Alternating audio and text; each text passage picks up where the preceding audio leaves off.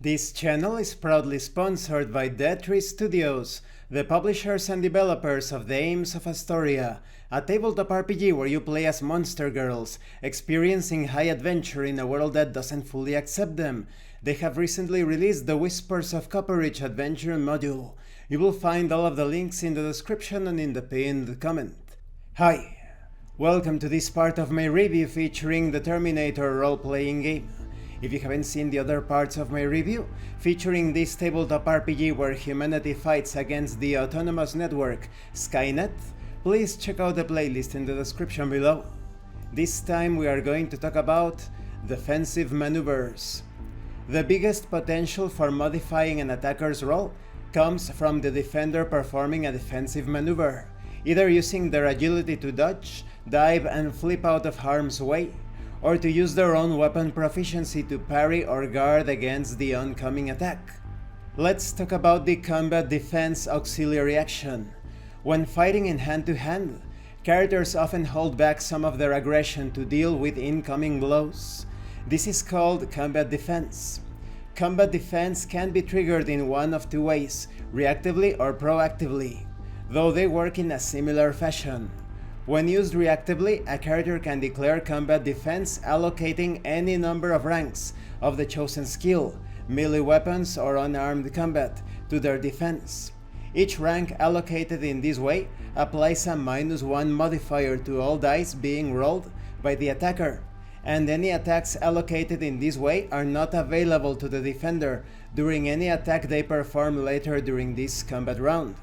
When used proactively, a character can preemptively allocate any number of ranks of the chosen skill, melee weapons or unarmed combat, to their defense. Each rank allocated in this way applies a -1 modifier to all dice being rolled by the attacker, but are not included in the character's attack. Characters performing combat defense must act according to the weapon they are currently armed with. As action takes place quickly, it is not possible for someone to decide to draw a weapon or drop or sheath one for the purpose of switching to a different skill. Combat defense must be performed with whatever is in hand, or the combatant's hands themselves. While unarmed defense may take place if the character is holding a pistol, any character holding a two-handed firearm such as a rifle or support weapon may not perform a combat defense. Concerning acrobatic defense as an action, a defender may choose to use their acrobatics skill to sidestep or dodge out of harm's way during hand-to-hand combat. For each rank that the defender has in the acrobatics skill, the attacker applies a -2 modifier to all dice being rolled by the attacker. A combatant may only use acrobatic defense if they have not already performed an attack action during this combat round. If the defender has not yet acted during this combat round, their planned action is cancelled. They may do nothing but dodge. If the attacker's roll to hit fails, the defender may move up to the rushing speed to represent the movement generated by the acrobatic defense. A combatant who has performed an acrobatic defense may not do so again during the following combat round. And this concludes this part of the review. In the next part we are going to talk about ranged combat.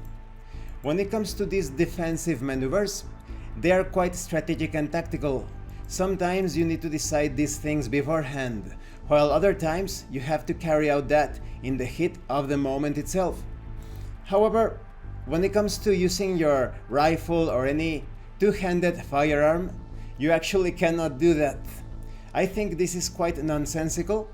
I know that they did it for the sake of balance, because otherwise the process of deciding what weapon skill to use to block or parry, etc.